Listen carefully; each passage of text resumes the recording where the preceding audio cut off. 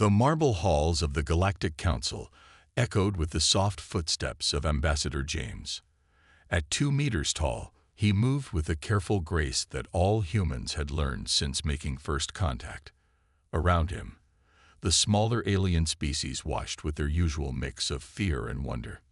"Ambassador, please be careful with the ceremonial crystal tablet," squeaked Counselor Greenshell, his protective exoskeleton gleaming under the artificial lights. "It's very delicate, made for species with more precise manipulators than yours."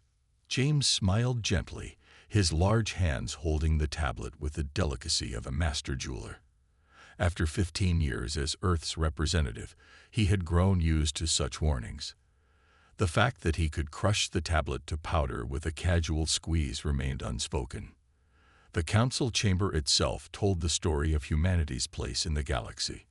While other species sat in forms fitted to their unique biology, humans used reinforced chairs designed to handle their unfortunate heavy world physiology. The atmosphere was kept thin and cool, a compromise that left humans feeling slightly out of breath, but allowed the lighter gravity species to function. "The trade agreement with the mining guild needs your input," said Blue Wing, her gossamer thin wings shimmering as she fluttered near James's shoulder. "Though we understand if the numbers are too complex for what was the term? A Deathworlder." James kept his face neutral, though his eyes flickered briefly to the reinforced datapad in his hands. The same hands that could bend steel had typed out a complete analysis of the guild's attempted fraud last night. "I'll do my best to keep up," he said with practiced humility. Around the chamber, representatives of 30 different species discussed politics, trade, and culture. None of them came from worlds with more than 0.8 Earth gravity. None had evolved alongside predators that hunted in packs or survived weather that could level cities. They saw humans as fascinating barbarians who had somehow stumbled into space travel. The Council's attitude was nothing new. When humans first reached the stars, they found a galaxy that viewed their homeworld with horror. Earth, with its high gravity, aggressive megafauna, extreme weather, and robust bacterial ecosystem, was classified as a death world. Its people were seen as barely civilized brutes who needed guidance to join galactic society. James walked to his seat, carefully adjusting his movements to avoid startling the more timid species. A message flashed on his datapad. Another report of pirates attacking human trading ships. Like the others, it would be politely ignored by the Council. "We will now discuss the expansion treaty for the Omega Sector," announced Head Counselor Long Whiskers, his fur rippling with diplomatic patterns. "The human request for colonial rights will be addressed eventually." The dismissal was clear.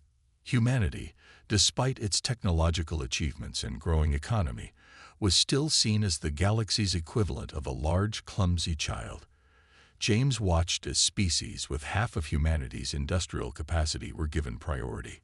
In the public viewing gallery, a group of human tourists watched the proceedings. Like all humans in public spaces, they moved with exaggerated care, spoke softly, and maintained the appearance of gentle giants that the galaxy expected. None of the aliens noticed how the tourists' eyes tracked every exit, or how their relaxed poses could shift to combat stances in milliseconds. James made another note on his pad, adding to the vast database of alien behavioral patterns, technological capabilities, and strategic weaknesses that humanity had been quietly compiling for decades. The galaxy saw humanity's careful movements as the clumsiness of Deathworlders trying to be delicate. None of them guessed it was the practiced restraint of predators choosing not to frighten their prey. "Perhaps," said James, his voice soft and diplomatic, "we could discuss the recent piracy incidents in human space." He already knew the answer, but asking maintained humanity's image of naive optimism. The council members exchanged glances. "Let's focus on more pressing matters," Long Whiskers replied. "I'm sure your people can handle a few pirates." James nodded politely, his expression never changing. In his pocket, his datapad recorded everything, adding to humanity's growing list of grievances. The humans would remain peaceful, polite, and diplomatic, until they chose not to be. And that day was coming sooner than anyone suspected. Captain Emily stood at the bridge of her patrol ship, watching the burning wreckage of what had been a human cargo vessel. Her hands gripped the command rail as damage reports scrolled across the main screen. This was the 5th attack this month, and like the others, it made no sense. "Ma'am, we found something odd in the wreckage," her first officer reported. "The weapons signatures, they're from Soft Meadow ships." Emily's eyes narrowed. The Soft Meadows were supposed to be peaceful grass-eaters who could barely handle the sight of blood.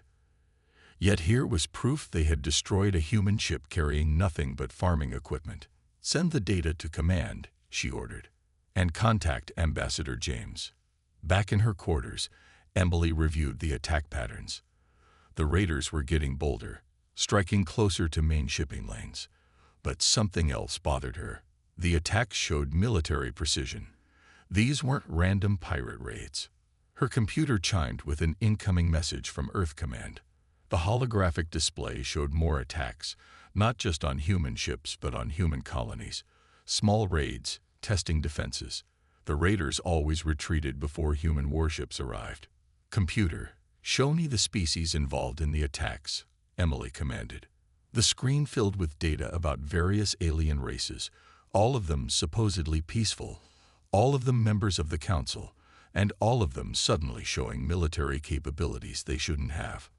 On the Galactic Council station, Ambassador James received Emily's report during another dismissive council meeting. His carefully neutral expression didn't change as he read about the burning ships and dead colonists. "Honored council members," James spoke up, his voice still maintaining its diplomatic softness.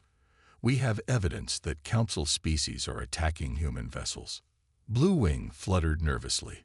"Surely you're mistaken. The Soft Meadows are physically incapable of violence. Perhaps your sensors are malfunctioning. We all know human technology can be primitive." James played a recording of the latest attack. The council chamber filled with the sight of sleek ships, bearing council species markings, firing on an unarmed human transport. "This must be some mistake," Long Whiskers declared, his fur rippling with diplomatic patterns that suggested irritation. "Or perhaps these humans provoked the attack." In orbit around Earth, the human defense fleet received new orders. Ships began moving quietly into position near major trade routes. On colony worlds, civilian defense bunkers were checked and stocked. Everything was done carefully, quietly, with the same restraint humans always showed. Emily's patrol ship tracked another group of raiders to their base. Her sensors revealed weapons being moved from ships to planets, species that had never shown military interest suddenly building armies. "They think we don't notice," her first officer said, watching the sensor readings. "They still think we're just strong, stupid animals." "Let them think that," Emily replied, remembering her history lessons. On Earth, prey animals often overlooked humans until it was too late. These aliens were making the same mistake. James left the council chamber after another failed attempt to address the attacks. In his private office, he received reports from human intelligence agents throughout the galaxy. The pattern was clear. Someone was arming traditionally peaceful species, building a coalition against humanity. His desk computer showed the latest casualty reports. 3 more merchant ships destroyed. A small mining colony raided. 42 humans dead this week alone. "Send the Phase 2 warning to all human ships and colonies," James instructed his secure computer. Throughout human space, hidden military preparations accelerated. Weapons were distributed, defense plans updated, and evacuation routes prepared. The aliens thought they were being clever, building their forces in secret. They didn't realize that humans, who evolved as pursuit predators, were masters of patience and observation. As Emily's ship continued its patrol, she received the Phase 2 warning. Her crew began combat drills, no longer bothering to hide their military efficiency from alien observers. The warning signs were clear. The galaxy was about to learn why humans came from a death world, and why that should have been taken more seriously. The attack on Haven Colony began at local midnight. The human settlement, home to 50,000 colonists, had just switched to its night cycle when the first bombs fell. Multiple ships dropping out of faster-than-light travel, shouted the colony's defense operator. They're not responding to hails. Haven's governor hit the emergency alarm. Deep underground, shelter doors began to open. The colony had practiced these drills weekly, but this was no drill. Families grabbed their emergency packs and ran for the bunkers. In orbit, ships from 5 different council species opened fire, but they didn't target the colony's defenses. Instead, they hit the farms first, spreading clouds of sickly green gas across the croplands. Biological weapons, the defense operator reported, his voice shaking with rage. They're using biological weapons on our food supply. The colony's small defense fleet fought back. They destroyed 3 enemy ships before being overwhelmed. As they died, they transmitted everything they saw to the nearest human military base. Ambassador James was in the middle of another council meeting when the news reached him. For the first time in his diplomatic career, his careful mask slipped. The data pad in his hands cracked under his grip. "Is something wrong, Ambassador?" asked Greenshell, noticing James's unusual behavior. "You seem distressed. Perhaps you should visit our relaxation chambers." James stood up slowly. The movement caught everyone's attention. Something was different about the human. His usual careful grace was gone. "Haven Colony is under attack," James said. His voice was no longer diplomatic or soft. It rang through the chamber like a steel blade. 5 council species are using biological weapons against our civilians. "Impossible." Blue Wing fluttered nervously. "Nobody would dare use such weapons. Perhaps your colonists are overreacting to." James played the defense fleet's final transmission on the main screen. The council chamber fell silent as they watched the attack unfold. The biological weapons spreading across farmland. The civilian shuttles being shot down as they tried to escape. "My family lives on Haven," James said quietly. "My wife. My children. They were in the farming district when the attack began." Long Whiskers tried to regain control of the situation. "Now let's not be hasty. I'm sure this is all a misunderstanding. We can form a committee to investigate. The time for committees is over." James's voice cut through the chamber like a thunder crack. Several alien species flinched at the sound. They had never heard a human speak this way. On Haven, the death toll mounted. The biological weapons were designed to target Earth crops, but they affected humans too. Children collapsed in the streets as they ran for shelter. Parents died trying to carry them to safety. The colony's emergency bunkers sealed shut, protecting those who made it inside, but thousands were trapped on the surface. The attacking ships continued their bombardment, methodically destroying everything they could target. In the council chamber, James received the casualty reports. His hand shook as he read the names. His family was among the dead. "You thought us weak," James said, looking around the chamber.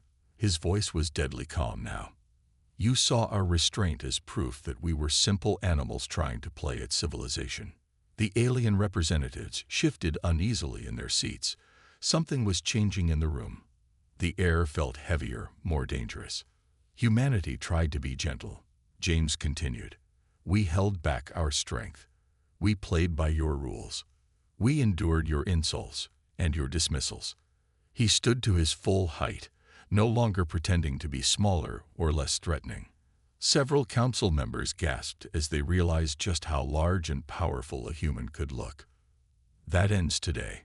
James's words fell like hammer blows. "You wanted to see what Deathworlders are really like. You wanted to know why Earth species dominated their planet." He turned to leave the chamber, his movements no longer careful or restrained. "You're about to find out." Throughout human space, military channels lit up with a single command: Guardian Protocol activated. The galaxy was about to learn why humans were called Deathworlders. And no one would ever mistake their kindness for weakness again. The first sign that something had changed came when the human ships dropped their disguises. What the galaxy had thought were simple trading vessels suddenly transformed, armor plates sliding into place, hidden weapons emerging from concealed bays. Captain Emily stood on her bridge, watching as her patrol ship shed its peaceful appearance. The weak outer hull fell away, revealing the true warship beneath. Around her, other human vessels did the same. All ships reporting ready, her first officer announced. Guardian Protocol is fully active. In the Galactic Council's Military Observation Center, alarms began to sound. The alien observers stared in shock at their screens as human ships across the galaxy revealed their true nature. "Impossible," shouted the head military observer. "Their ships were scanned thousands of times. We saw nothing but basic transport vessels." An older alien analyst slowly raised his hand. "They let us scan them. They showed us exactly what they wanted us to see." On Earth, military bases that had been hidden under farmland and forests emerged into view. Giant doors opened in mountainsides, revealing shipyards that had been building in secret for decades.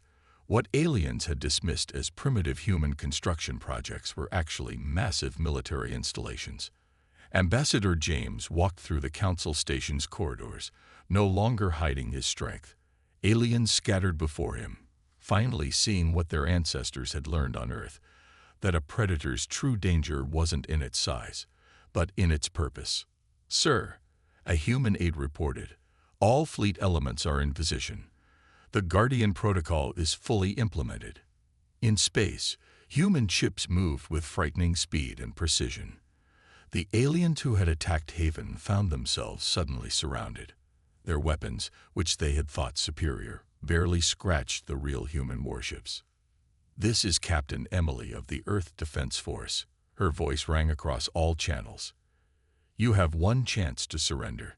The alien ships tried to run. They had never seen anything like these human vessels. Where before human ships had seemed clumsy and slow, now they moved like hunting wolves, cutting off every escape route. In the council chamber, the representatives watched in horror as their military advantages evaporated. Weapons they had thought humans too primitive to understand were countered with ease. Tactics they had thought brilliant were predicted and blocked. "How?" Green Shell asked, his voice shaking. "How did we not see this?" "You saw what you wanted to see," James replied. His voice was cold now, stripped of its diplomatic softness. "You saw big, clumsy Deathworlders trying to copy your civilization. You never thought we might be studying you instead." On a dozen worlds, human forces emerged from hiding. What aliens had thought were simple farming colonies turned out to have military corps. Human workers who had seemed slow and careful now moved with deadly grace and purpose. In orbit around Haven, Emily's fleet surrounded the attacking ships. The aliens tried to use their biological weapons again, only to find them useless against the real human defenses. "Their ships are primitive," one alien commander reported. "Our scans showed." His words cut off as human weapons tore through his vessel's shields like they weren't there. The technology that humans had claimed not to understand proved devastatingly effective in their hands. "All enemy ships in Sector 4 have surrendered," Emily's first officer reported. "The rest are trying to retreat." "Don't let them," Emily ordered. They wanted to see what Deathworlders could do. "Let's show them." Across the galaxy, the message spread. Humanity had been holding back, playing a role, waiting and watching. Now the mask was off, and the galaxy trembled. In the council chamber, James received another report. His expression didn't change as he read it. "The Guardian Protocol is now fully active," he announced. "All human military forces are engaged." "What are your demands?" Long Whiskers asked, his diplomatic patterns replaced by fear.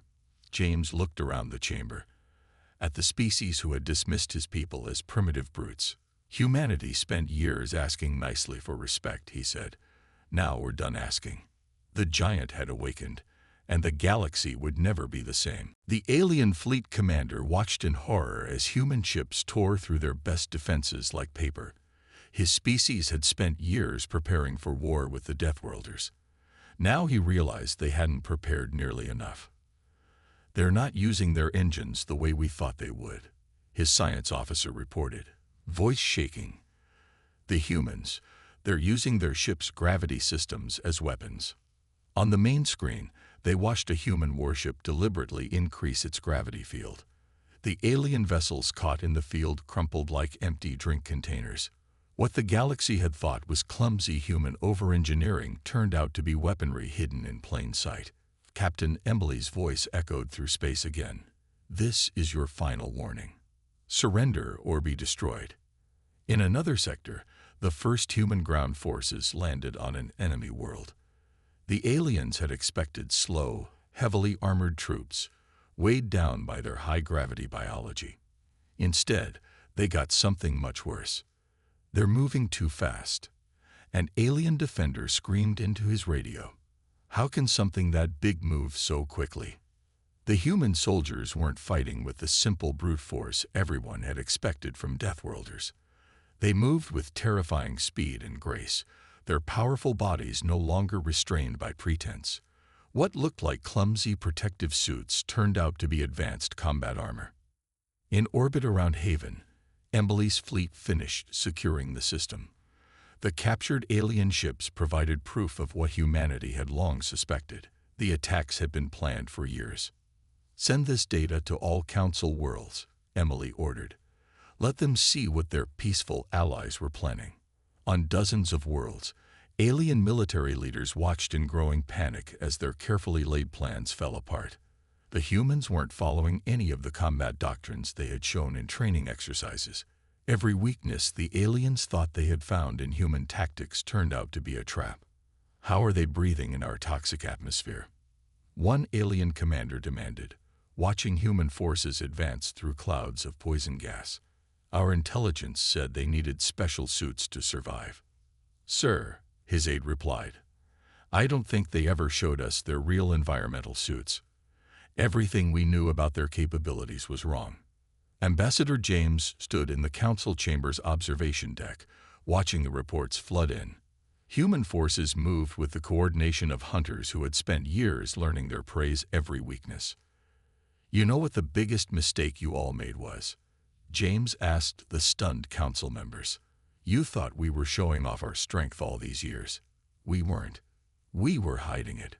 On the main display, they watched human ships using tactics that should have been impossible for such a primitive species. Ships jumped in and out of faster-than-light travel with perfect precision, turning the very fabric of space into a weapon. Impossible. Blue Wing fluttered in panic. They told us they barely understood faster-than-light physics. We told you what you wanted to hear, James replied. And you believed it because you wanted to think we were simple brutes. The alien forces learned too late why Earth's creatures feared humans above all other predators. It wasn't just physical strength that made humans deadly. It was their ability to observe, learn, and plan. Human soldiers moved through enemy defenses like ghosts, using their knowledge of alien biology to strike at weak points no one thought they knew about. Years of careful observation paid off as every alien tactic was countered before it could begin. Sir, Emily's first officer reported, the enemy fleet is in full retreat. Should we pursue? Emily looked at the tactical display, watching the alien ships flee. No need, she replied. They're running exactly where we want them to go. The retreating ships found human forces waiting at every turn, herding them like sheep. The careful planning of decades revealed itself in a perfect web of military precision. In the council chamber, James received word that the first alien worlds were surrendering. They had finally realized the truth. They hadn't been dealing with simple Deathworlders trying to be civilized. They had been dealing with apex predators who had chosen to be gentle. And now that choice was over. 3 days after the Guardian Protocol activated, the first wave of surrenders began. Alien fleets dropped their weapons and powered down their engines. Their leaders had finally understood what they were truly facing. In the council chamber, Ambassador James stood before the gathered representatives. Gone was his diplomatic suit, replaced by a formal human military uniform that no alien had ever seen before. Let's discuss what happens next, James said, his voice carrying easily through the silent chamber. But first, let me show you something. The main screen lit up with images from a hidden human facility. Inside, thousands of aliens gasped as they saw room after room filled with detailed models of their ships, their weapons, and their defense systems. For 50 years, James explained, every time you mocked our primitive technology, we were studying yours. Every time you dismissed us as simple brutes, we were learning your weaknesses. Captain Emily's fleet had positioned itself around a major alien military base. The base commander, who had once sneered at human ships, now stood trembling on his command deck. Your surrender is accepted, Emily transmitted. Now, about those weapon stockpiles you thought we didn't know about. The alien commander's eyes widened. How did you? We knew everything, Emily cut him off. We knew about the hidden bunkers, the secret fleets, the biological weapons. We've known for years. Across the galaxy, human forces systematically dismantled military installations that weren't supposed to exist. Weapons that had been hidden from the Council were revealed and destroyed. The galaxy watched in shock as humans navigated alien facilities like they had built them themselves. In the Council chamber, James activated another display. These are the attack plans we found on Haven. Plans that 7 Council species helped create. Plans to eliminate humanity because we were too dangerous to let live. Long Whiskers tried to speak, but James held up a hand. The simple gesture carried such authority that the alien fell silent immediately. Here's what's going to happen, James continued. Every species involved in the Haven attack will submit to human oversight. Every weapon they've built will be destroyed. Every military leader who planned this will face trial. You can't. Green Shell began. We can, James interrupted. We've spent 50 years mapping every planet, every base, every hidden facility. We know where everything is. We know who gave every order. We know who agreed to kill human children with biological weapons. The chamber fell silent again. On the screens around them, human forces continued their precise, methodical operation. There was no random destruction, no excessive force, just the careful, planned actions of predators who had studied their prey for decades. But what about those of us who weren't involved? Blue Wing asked nervously. What about the truly peaceful species? James' expression softened slightly. Those who genuinely sought peace with humanity will find we haven't changed. We still desire friendship with species who deal honestly with us. We still want to trade, to learn, to grow together. On Haven, human medical ships had arrived, bringing advanced treatments that the galaxy had thought beyond human science.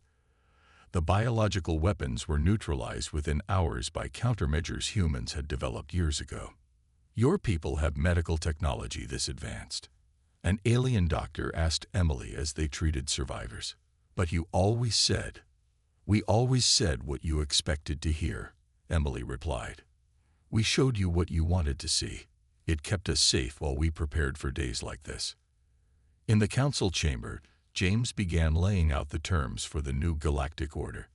The aliens were surprised to find that humans didn't demand revenge. They wanted security, respect, and honesty, all the things they had tried to achieve peacefully for 50 years. We're not monsters, James explained to the chamber. We never were. We're predators who chose to be peaceful. Remember that choice. Remember this day. Remember that we're still choosing peace now, even after what you did. The galaxy was changing. The Deathworlders had finally shown their true nature, and surprisingly, it wasn't the savagery everyone had feared. It was something far more impressive. Power tempered by wisdom. Strength guided by mercy. 1 year after the Haven incident, the galaxy had changed. The Great Hall of the new Galactic Council looked very different from its predecessor. Humans no longer sat in reinforced chairs pretending to be clumsy. They no longer acted weak to make others comfortable. Ambassador James stood at the center of the hall, preparing to address the gathered species. Behind him, Captain Emily and other human military leaders stood tall and proud, no longer hiding their natural grace and strength. 1 year ago, James began, this galaxy learned an important lesson about humanity. Today, we'll show you what that lesson means for our future together. The alien representatives watched carefully. Some still showed fear, but others had learned to see humans differently over the past year. They had discovered that human strength didn't always mean danger. In the past 12 months, James continued, humans have helped rebuild 15 worlds damaged by war. We've shared medical technology that saved millions of lives. We've taught defense techniques to truly peaceful species who needed protection. On the main screen, images showed human ships delivering aid to worlds that had once feared them. Human doctors worked alongside alien medical teams, no longer pretending not to understand advanced treatments. My ship helped evacuate 3 colonies threatened by solar storms, Emily reported to the assembly. The same strength that made us dangerous in war made us excellent at rescue operations. The same skills we used to study your weaknesses helped us understand how to save your lives. In the medical wing of the Council Station, human doctors treated patients from 30 different species. Their previously hidden knowledge of alien biology, gathered over decades of careful study, now saved lives daily. We're not here to rule through fear, James explained. That was never our goal. We wanted respect, not terror. Partnership, not submission. The screen showed new joint human-alien projects. Shipyards where human strength and alien precision worked together. Research stations where human creativity merged with alien technology. Schools where young aliens learned alongside human children, each learning from the other's strengths. But James added, his voice growing firm, we will never pretend to be weak again. We will never hide our true nature to make others comfortable. That era is over. In orbit above them, the new combined defense fleet patrolled. Human warships flew alongside ships from allied species, no longer hiding their true capabilities. The fleet protected all peaceful species, regardless of their world's gravity or their evolutionary history. Some asked why we didn't take revenge. Emily said, stepping forward, why we helped rebuild worlds that had planned to attack us. The answer is simple. That's what real strength looks like. The assembly watched as more images appeared on the screen. Humans teaching alien children how to be strong without being cruel. Human scientists working openly with alien researchers, sharing knowledge that had been hidden for decades. Today, James announced, we're opening the Earth Academy to students from all peaceful worlds. You'll learn how Deathworlders think, how we fight, how we survive. Not so you can fear us, but so you can understand us. The alien representatives murmured in surprise. This was unprecedented. A Deathworld species willing to share its survival secrets. But remember, Emily added, understanding goes both ways. We've learned that being strong doesn't mean we can't be gentle. We've learned that being predators doesn't mean we can't be friends. In the halls outside, human children played with alien young, no longer forced to move in slow motion or pretend to be less than they were. They showed their alien friends how to be brave, while learning alien songs and games in return. The galaxy feared us because we came from a death world, James concluded. But Earth taught us more than just how to survive. It taught us how to live, how to adapt, and how to thrive alongside others. The assembly rose as James finished speaking. One by one, representatives from hundreds of worlds stepped forward to sign the new charter. A charter that recognized strength and gentleness were not opposites, but two sides of the same coin. The day Deathworlders stopped being nice had changed the galaxy forever. But what replaced that fake niceness was something better. Real understanding, true respect, and genuine peace. Not the peace of prey trying to avoid predators, but the peace of different species choosing to work together. And that was a peace worth keeping.